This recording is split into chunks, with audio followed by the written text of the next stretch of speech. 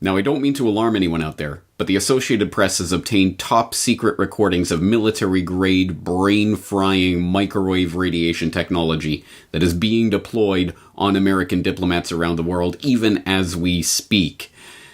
So, for your edification, I'm going to play some of that recording. Now, you may want to cover your ears, you may want to turn the sound all the way down, but I will endure this sound because it is my task as a reporter here to bring this information to you. So here it goes. And play. Oh! No! Make it stop!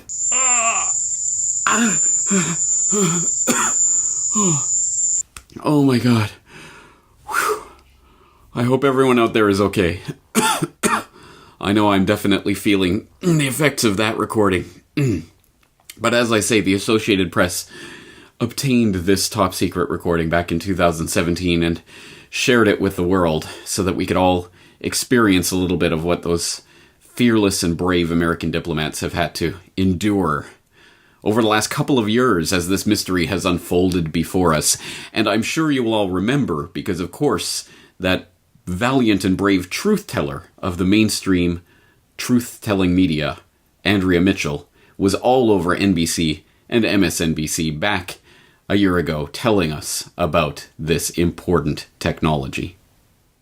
The mystery: who or what caused American officials living in these Havana homes and several hotels to suffer headaches, dizziness, and some serious brain injuries similar to a concussion. Last year, Cuban investigators told us they would never allow their territory to be used that way. But now Russia is the leading suspect, NBC News has learned, according to 3 U.S. officials and 2 others briefed on the investigation. Evidence, they say, backed up by highly secret communications intercepts collected during a lengthy and ongoing investigation involving the FBI, CIA, and other agencies. U.S. officials also tell NBC News investigators now believe the Americans were deliberately targeted. Exclusive new reporting this morning from NBC News. Intelligence agencies investigating attacks on U.S. diplomats in Cuba and China now strongly suspect that Russia is to blame. 26 government workers in Havana had mysterious brain injuries starting in late 2016. And then this year, 1 U.S. worker in China was diagnosed with similar symptoms. Joining me now with more on this is NBC News intelligence and national security reporter Ken Delaney. And so this has been a mystery. The CIA, the FBI, other intelligence agencies have all been working to try to figure out what exactly happened here. Why do they suspect Russia now, and what's the evidence that they have? But now, Andrea, this is really more than a theory. This is the main suspect, and it's backed up with at least some information from some communications intercepts known as signals intelligence that officials tell NBC News that the U.S. government has developed. But, Andrea, it's not yet conclusive enough for the U.S. to take what would be a very dramatic step of formally accusing Russia of being behind these attacks. So the United States will continue to develop evidence, try to hunt this down. Oh dear, it's worse than we thought. Not only is this some sort of super unbelievable high-tech technology that even the CIA and the intelligence and military apparatus of the United States government can't figure out what this is, but it's definitely the Ruskies. And how do we know this? Well, there's no actual evidence, but there's some kind of signals intelligence that some people, unnamed sources, have told us about. Trust us. Have we ever lied to you? I don't know about you guys, but I'm sold hook, line, and sinker on this story. And for extra bonus, please do go into the show notes for this Propaganda Watch edition, so you can go and watch that third clip in that series there in its entirety. Not only do you get 5 straight minutes of hyperventilation about the new Cold War and Russia as the enemy and the boogeyman and the menace, but at the very end, there's a particularly bizarre moment where, for absolutely no reason, Andrea Mitchell says to one of the reporters, "Tell us about where you were on 9/11," and he proceeds to give the story of working in the Treasury Department when the Pentagon was hit, and well, many more lives would have been lost if it wasn't for those valiant people in Flight 93. Just completely out of nowhere, completely nothing whatsoever to do with the segment. It's a particularly interesting one to watch in its entirety. But, as I say, I trust these people in the mainstream media implicitly. I mean, look at them with their well-coiffed hair, perfectly lit studios. I mean, look, this is what liars and deceit makers look like, and people like that clearly are there just to tell you truth and apple pie American goodness, right? Well, I mean, there's one or two things that we might want to question about that.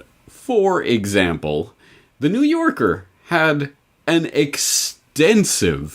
very extensive 11,000 word report that I dare you to go and read in its entirety, called The Mystery of the Havana Syndrome, which they released in November of 2018.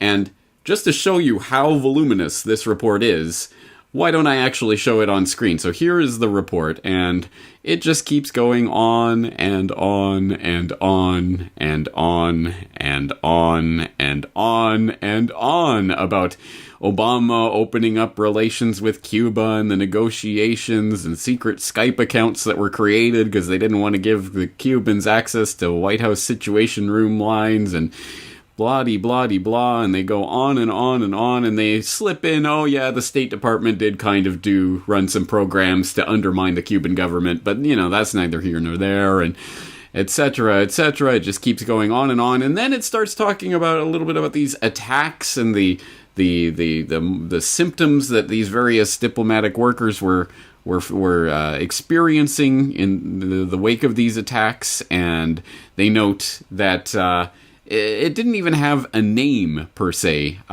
They didn't know what to call the condition, so they just called it the Thing. Lee and her doctors didn't know what to call the mystery condition, so some of them referred to it as the Thing. Smith said other names came later, including Immaculate Concussion and Havana Syndrome. At the end of the testing, Lee told one of the specialists that she didn't think she had the Thing. The specialist replied, "Oh, it's definitely the Thing." Again, such thorough and well-documented medical evidence here. I mean, how can you dispute it? And if you keep going down and down and down, you'll find out about the University of Pennsylvania researchers who definitely triple confirmed this. It's definitely real, guys, and they published a study in the Journal of the American Medical Association that argued the victims appeared to suffer from a new type of brain network disorder, similar to the damage seen in patients with mild traumatic brain injuries. And after the study was published, GEM received letters from other specialists arguing that the study was flawed, especially in neglecting psychological explanations. And they go on about these damn pesky researchers who didn't quite buy into this new medical syndrome that has just been discovered, this Havana Syndrome. Oh, what is it? What's going on? But interestingly enough, way down, and you see how big this article is, way down at near the very, very end of this article, they just slip in that, oh yeah, well, if there was a weapon of whatever kind, who wielded it and to what end? Despite a long investigation into the incidents, the U.S. government can't answer these questions. It's been more than a year and a half since the first reported health incident in Havana, and we know no more today about the cause than we did then, Leahy said. In September, NBC News reported that U.S. intelligence agencies considered Russia to be the main suspect, citing evidence from communications intercepts. But intelligence officials in interviews with The New Yorker, insisted that they still had no evidence of Russian complicity. So if you read through, about 10,000 of the 11,000 words of this voluminous report, you might get the little kernel buried at the very bottom that, there's actually no evidence. But anyway, it's probably some super secret weapon that they're deploying on us. I mean, come on. It's the Russians. Need we say more? Well, apparently not, at least not for people like Cory Gardner. This coming from rollcall.com. Of course, Cory Gardner renews calls for Russia to be declared a sponsor of terrorism after reports on sonic attacks. And so clearly, if this report is good enough for Senator Cory Gardner, Republican from Colorado, well, it's good enough for me. I mean, look at that face. I mean, he has to be trusted. Right? These guys know what they're talking about. Because, as we all know, the mainstream media always tells us that it's the crazy weirdos sitting there in their living room in Japan who are coming up with these crazy conspiracy narratives concocted out of whole cloth, and it's thus the calm, serious national security analysts and reporters at NBC News and other fine reputable outlets that get to the bottom of these things and tell us what's really going on with the super secret microwave radiation brain-frying technology that we don't know about and is producing some sort of unnameable, unknowable disorder that is highly questionable and being questioned by a lot of other researchers. That's one hell of a conspiracy theory, don't you think? Well, here's another tiny little wrench that was thrown into the works of this conspiracy theory that the MSM has been propounding for the last year or two. This one coming from biorxiv.org. Recording of sonic attacks on U.S. diplomats in Cuba spectrally matches the echoing call of a Caribbean cricket. Yes, you can go through and read just from the abstract here. Beginning in late 2016, diplomats posted to the U.S. Embassy in Cuba began to experience unexplained health problems, including ear pain, tinnitus, vertigo, and cognitive difficulties. In response, the U.S. government dramatically reduced the number of diplomats posted in Havana. The sound linked to these attacks, which has been described as a high-pitched beam of sound, was recorded by U.S. personnel in Cuba and released by the Associated Press. Because these recordings are the only available non-medical evidence of the sonic attacks, much attention is focused on identifying health problems and the origin of the acoustic signal. As shown here, the calling song of the Indies' short-tailed cricket and Neurogryllus celerinictus matches in nuanced detail the AP recording in duration, pulse repetition rate, power spectrum, pulse rate stability, and oscillations per pulse. The AP recording also exhibits frequency decay in individual pulses, a distinct acoustic signature of cricket sound production. While the temporal pulse structure in the recording is unlike any natural insect source, when the cricket call is played on a loudspeaker and recorded indoors, the interaction of reflected sound pulses yields a sound virtually indistinguishable from the AP sample. Long story short, this is a recording of cricket sounds. Remember the AP and their dangerous sound that they published for you? Remember that sound? That was this. The Indies' short-tailed cricket. Oh, behold, the fearsome cricket in all its fearsome glory. Oh, no! Make it stop! Oh.